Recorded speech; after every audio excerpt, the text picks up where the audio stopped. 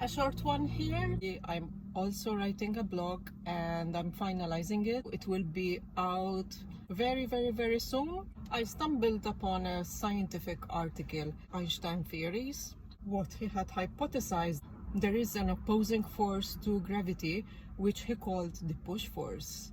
I swear that I had not known this in any shape or form, and I actually wrote about this in a blog post because I talk about dualities and polarities, opposing forces. By that reasoning, I figured if there is something like gravity, scientifically speaking, and there is also the spiritual gravity, then there must be an opposing force. And I hypothesized that it could be a play of these forces that might potentially be involved in addictions and other types of inexplicable drives in us. And even with all the high-tech and evolved therapeutic modalities that we have, we still can't get around them. In fact, I had pondered how is it that for some people and for some activities in particular, for some aspects, elements in their life,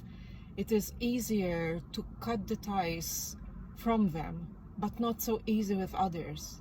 And then here come the experts and say, well, we have developed this and this therapy program and we have a 60% success rate, but what about the rest? What about the 40%? There are relapses, so it's not always smooth and easy as the data sometimes leads you to believe.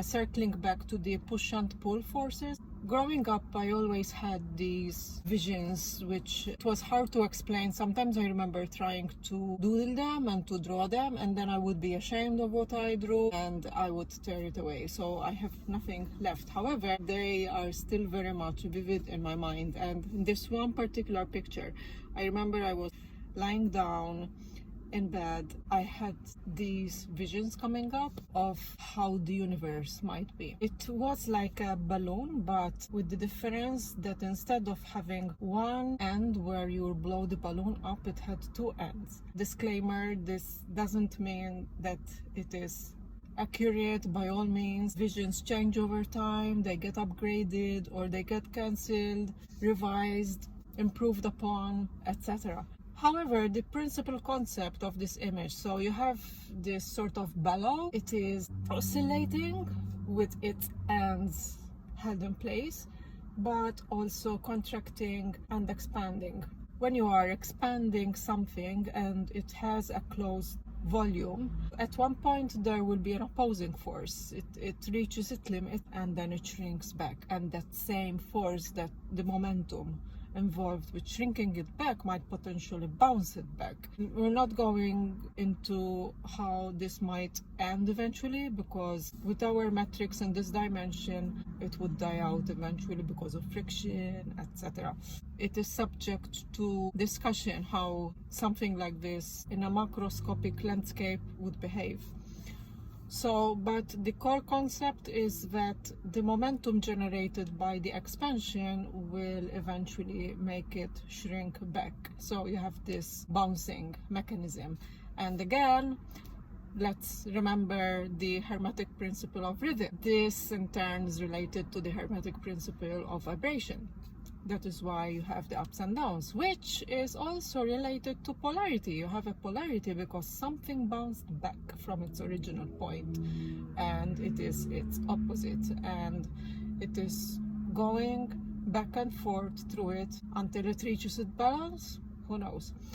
Now, here's the thing. The balance, the middle line, or the eye of the hurricane, I hypothesize is that void, the singularity from which everything came out. It is the pure source where there's nothing, pure void.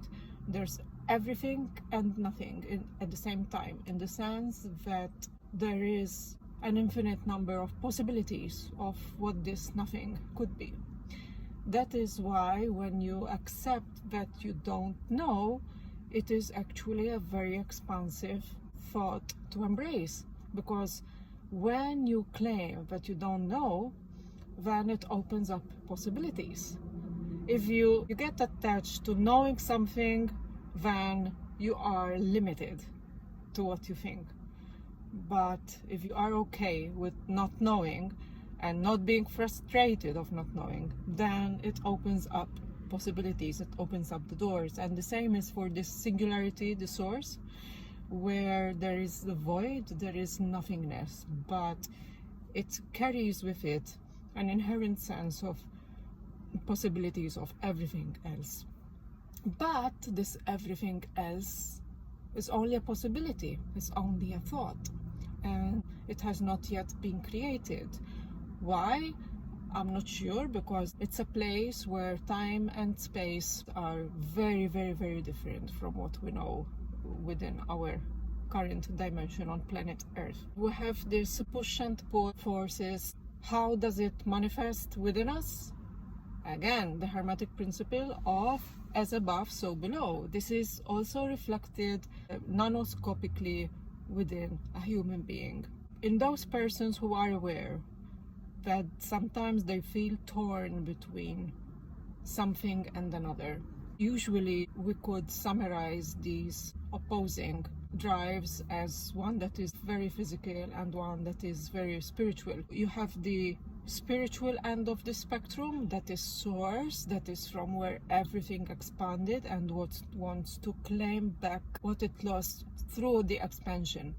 And then on the other hand, there is the physical end of the spectrum. So it is what has been created, it is what has expanded out of source, and its aim is to continue to expand. So there is this play. Is it bouncing? How is it bouncing? Is it linear? Is it multidimensional?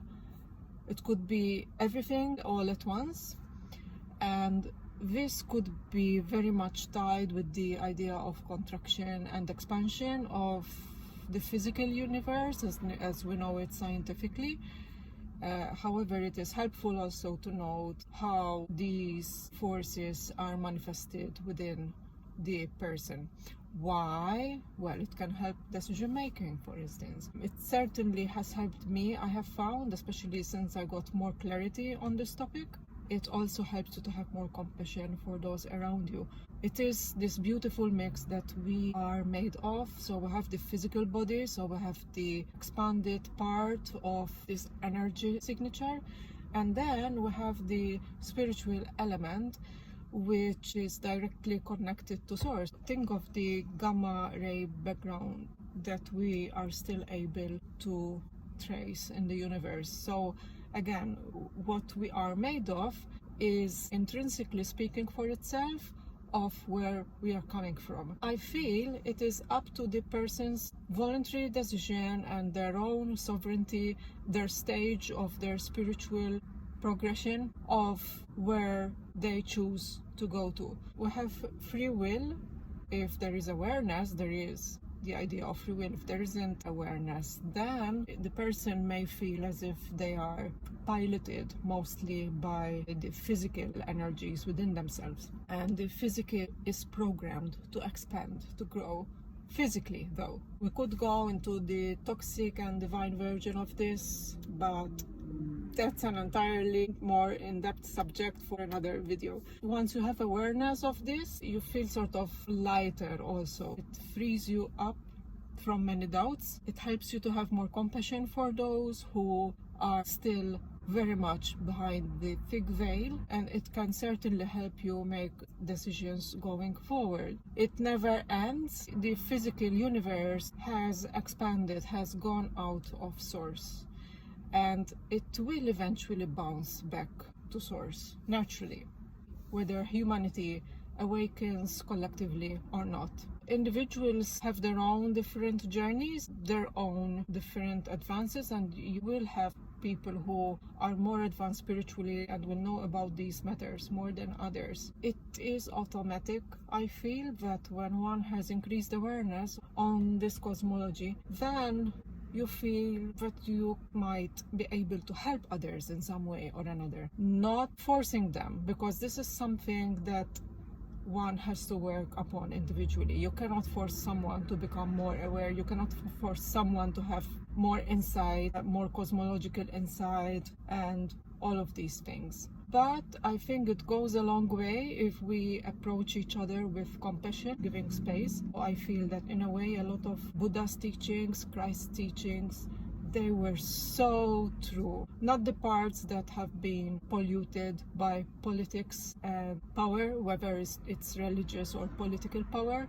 but it's when you really glean off the essence of their teachings, and there's so much truth to it.